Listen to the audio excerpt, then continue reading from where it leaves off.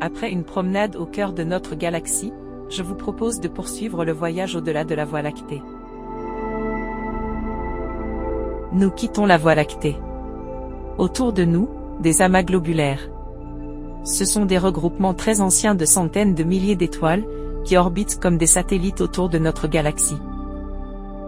Au-delà commence l'espace intergalactique.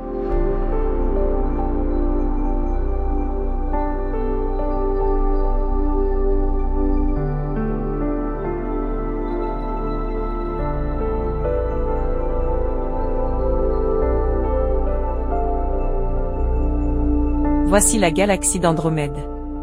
Avec ses 200 milliards d'étoiles, elle est plus grande que la Voie lactée. Contrairement à notre galaxie, qui est une spirale barrée, Andromède est une spirale classique. Elle se dirige lentement vers nous. Dans plusieurs milliards d'années, nos deux galaxies finiront par fusionner.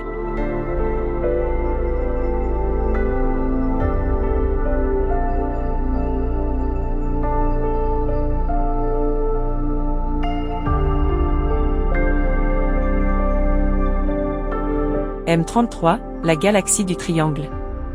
Une spirale riche en régions de formation d'étoiles, marquée par une activité stellaire importante, et entourée de nombreuses petites galaxies satellites.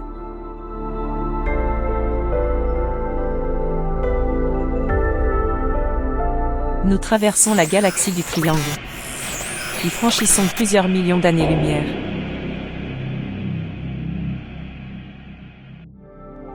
M81 et M82 forment un couple en interaction. M81 conserve une structure régulière, tandis que M82, en haut à gauche, est profondément perturbé par leurs interactions gravitationnelles, déclenchant une intense formation d'étoiles. NGC 3344 est une spirale presque idéale. Un disque régulier, peu déformé, qui illustre bien l'organisation d'une galaxie isolée. M101, la galaxie du Moulinet. Une spirale géante, riche en régions de formation stellaire, dont les bras s'étendent sur des dizaines de milliers d'années-lumière.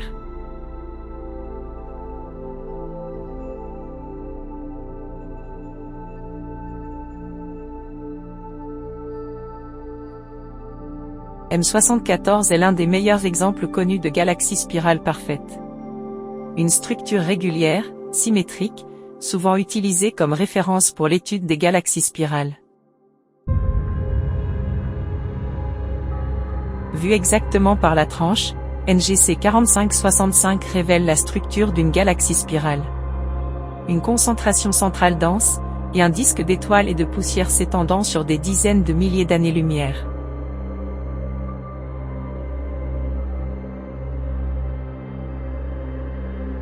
La galaxie du sombrero.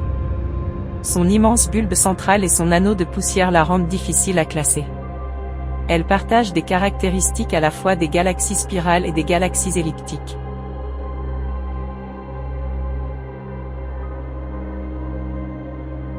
Le triplet du Lion. Ici, 3 galaxies forment un système lié.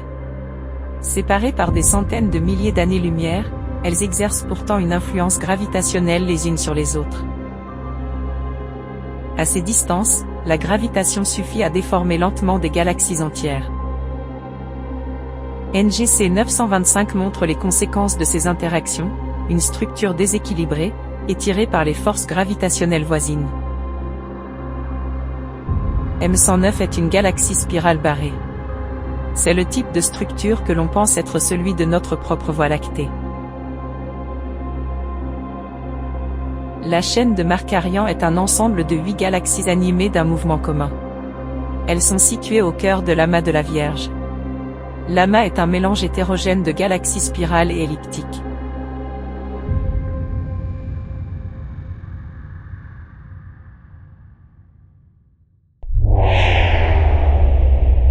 Nous franchissons maintenant un cap de 250 millions d'années-lumière.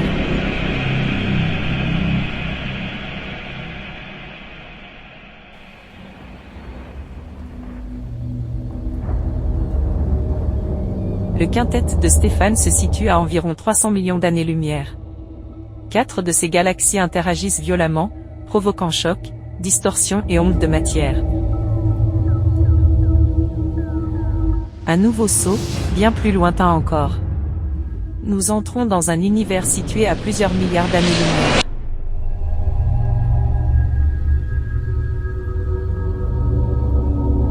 Le groupe compact Ixone 50 à 2 milliards d'années-lumière. Et au-delà ?